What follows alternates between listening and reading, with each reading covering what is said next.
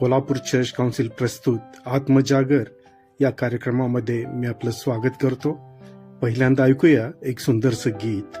संपूर्ण जगा देखता ख्रिस्ताला धरी मी, दयाची वार्ता सांगता लज्जाना मानी मी.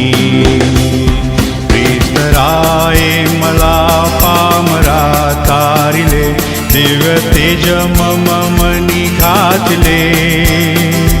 दृष्टी विश्वासे हृदयी पावलो, आनंदी सुखी मी झालो.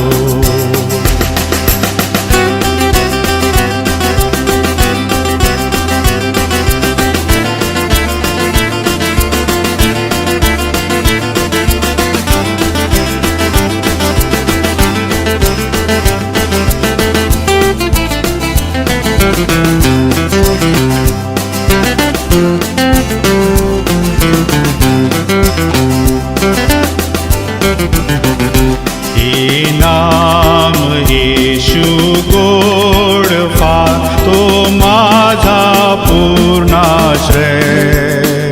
नाही मला तो टाकणा, त्या ठाई मी निर्भय.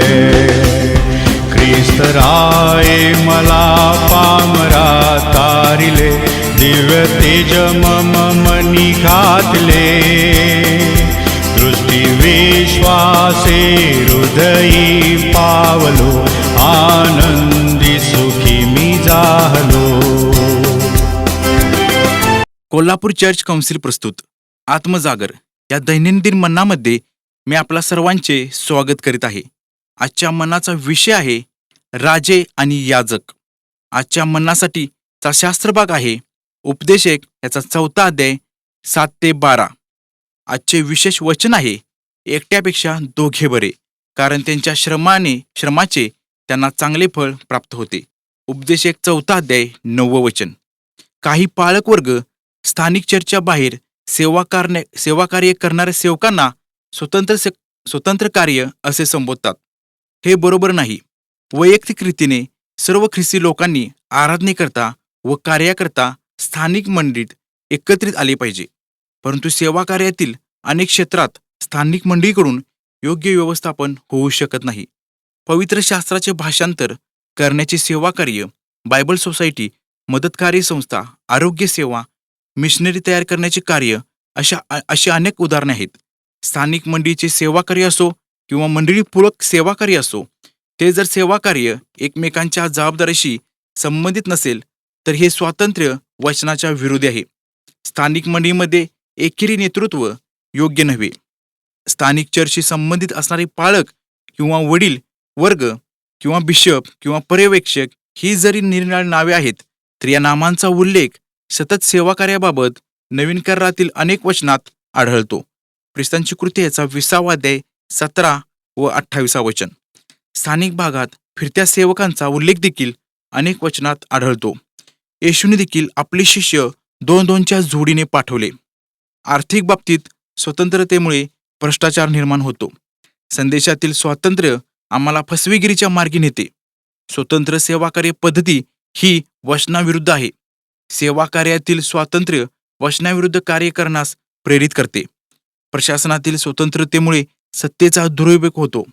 काही स्वतंत्रपणे सेवा कार्य करणारे सेवक प्रौढी मिरवतात की ते या कामाकरता पगार घेत नाहीत, पण ते फक्त विश्वासावर जगतात. जे मिशनरी संस्थांमध्ये कार्यरत असतात ते सुद्धा विश्वासानेच जगतात. ते सर्वजण सामुदायिक विश्वासामुळे कार्यरत असतात की परमेश्वर त्यांच्या विश्वासणाऱ्या लोकांद्वारे महिनोमहिने पैसे दानांच्या रूपात त्यांच्या गरजांकरता पाठवेल. जेव्हा आपण स्वतंत्र सेवाकार्य करतो त्यावेळी बऱ्याच गोष्टी सिद्धीस नेऊ शकत नाही. एकट्यापेक्षा दोघे बरे, कारण त्यांच्या श्रमाचे त्यांना चांगले फळ प्राप्त होते. उपदेशक याचा 4 अध्याय 9 वचन. स्वतंत्रपणे काम केल्यामुळे आपल्याला बरेच समाधान मिळेल, परंतु स्वर्गीय राज्याला त्याचा फारसा फायदा होणार नाही. स्वतंत्र सेवाकार्याचा परिणाम म्हणजे कामाची पुनरावृत्ती होऊन देवाच्या राज्याची साधन सामग्री वाया जाईल. परस्परावलंबन हा स्वर्गीय राज्याचा कायदा आहे. ख्रिस्ताचे सर्व विश्वासणारे हे राजे आणि याजक आहेत.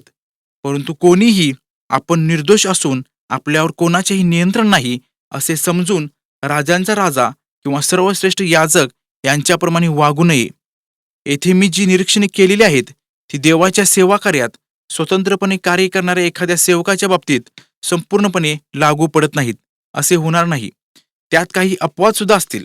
संदेष्टांना कदाचित संस्थांची बांधणी करण्याचे कार्य श्वास कोंडणारे किंवा गुदमरणारे वाटेल. काहींना कदाचित पंथांची रचना अडथळ्यांची वाटेल. सिंहाला पिंजऱ्याचा तिरस्कार वाटतो. अशांनी अनुभवी व जुन्या सेवकांच्या हाताखाली तात्पुरते राहावे आणि याच प्रकारची दाने असलेल्या सेवकांच्या मदतीने सेवा करावे. आपण प्रार्थना करूया. पवित्र पवित्र आमच्या सेनाधीश परमेश्वर देवाप्पा, आजच्या मनामध्ये तुम्ही आम्हाला मार्गदर्शन केलं, आभार मानतो. जे सेवा कार्याविषयी जे मार्गदर्शन तुम्ही आम्हाला केलेले देवाप्पा, त्या पद्धतीने सेवा करण्यासाठी देवाप्पा तू आम्हाला सहाय्य कर, मदत कर. तुझी दया, तुझी कृपा पुरव अशी प्रार्थना करतो.